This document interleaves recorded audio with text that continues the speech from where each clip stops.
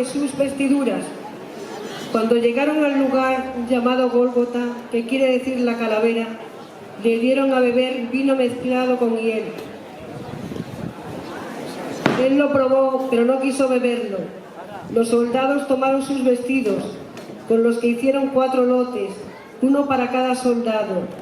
La túnica era sin costura, de una pieza, tejida de arriba abajo.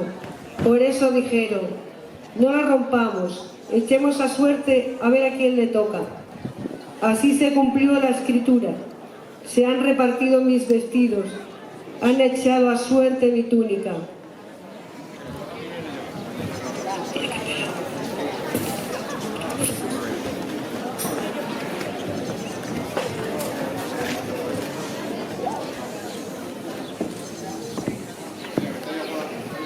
Sin mediar palabras se ponen los soldados a desnudarlo.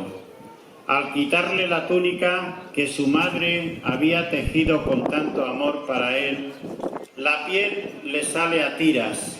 Toda ella estaba sucia, rota, irreconocible. Ya no le quedaba nada. Le habían arrebatado todo lo que tenía. Pero había algo peor. Le habían quitado su dignidad humana. Jesús estaba despojado de todo, carente de todo. Jesús había llegado al más absoluto vaciamiento de cuerpo y de alma. Jesús estaba totalmente preparado para entregarse en las manos del Padre.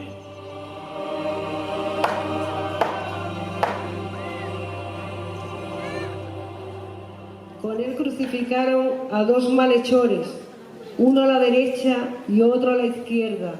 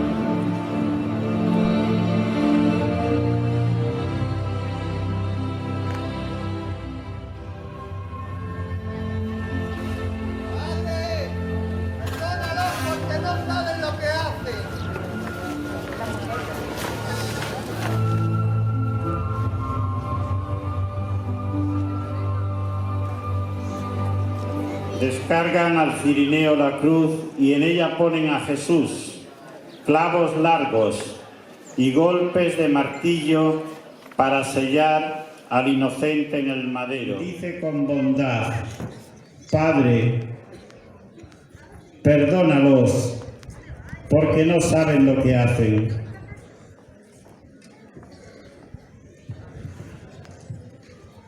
Alma mía, en la cruz duro lecho, su miembro sagrado extiende tu bien, y con clavos agudos taladran los viles soldados, sus manos y pies. Dulce Redentor, yo he